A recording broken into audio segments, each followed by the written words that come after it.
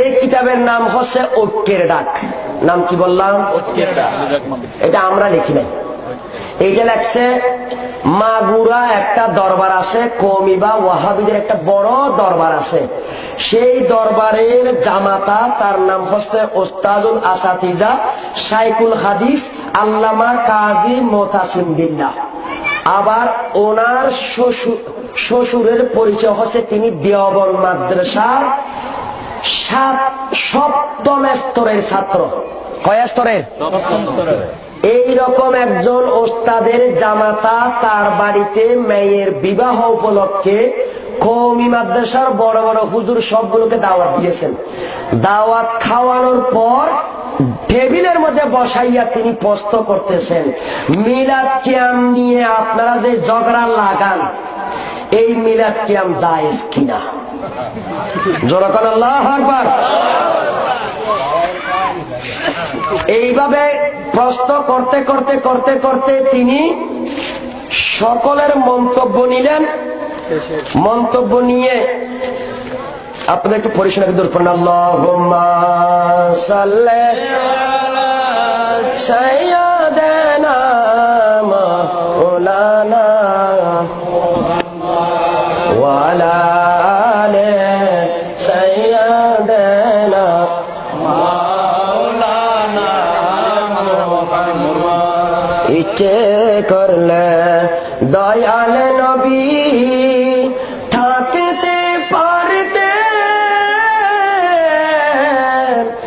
আরো সে উম্মতেরি মায়ায় পড়ে শুয়ে আছেন মদিনায়। আল্লাহুম্মা সাল্লি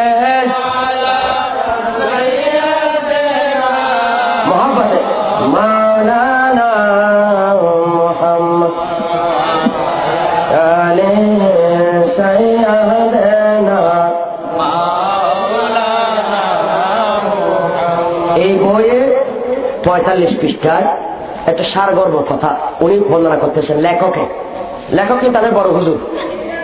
উনি কি বলে একটু খেয়াল করবেন, বাবার শেষ বিরক্ত হয়ে গেছেন আপনারা, খুব খেয়াল করেন।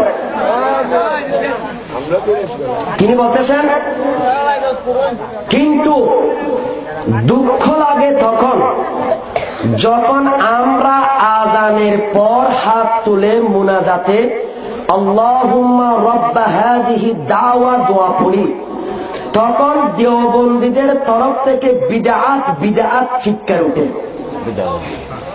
উনিও দেওবন্দি, কিন্তু আর কিছু দেওবন্দীরা উনি বলতেছেন, মানে উনি মুনাজাত করেন, ওনাদের বড় হুজুর কি করেন? অন্যান্য বড় হুজুররা বলে বেদাত। কথা বলেন ঠিক কিনা?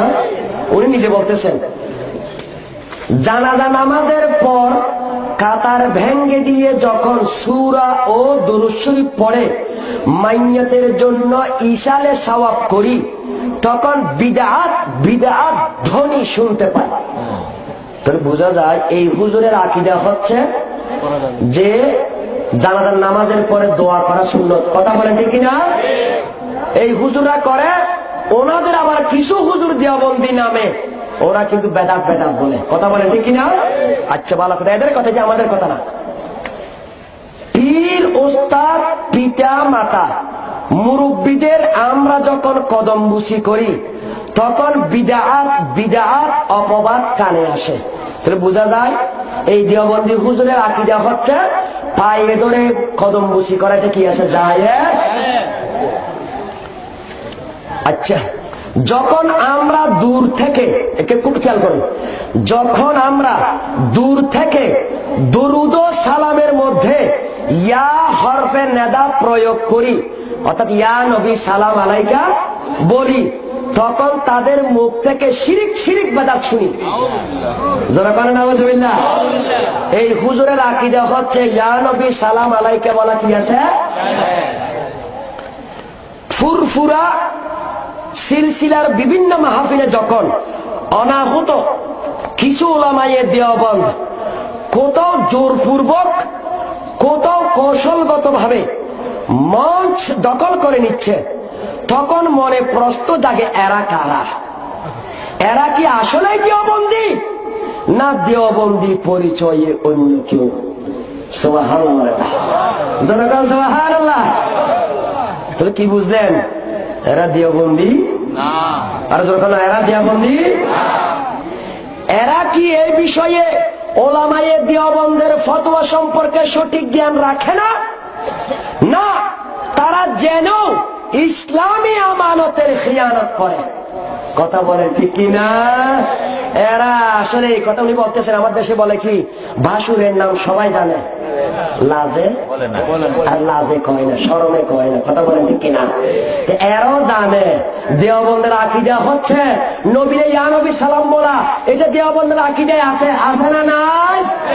কিন্তু লাজে কয় না, মুরব্বী রাগ করবে। কথা বলেন ঠিক কিনা? এদের বই বলতেছে তারা যেন ইসলামী আমানতের খেয়ানত করে, কিন্তু তার থেকেও বেশি দুঃখ লাগে যখন দেখতে পাই তাদের এই অপতৎপরতা সম্পর্কে দেশের শীর্ষস্থানীয় দেওবন্দি ওলামায়ে হাজারাত চুপ করে আছেন।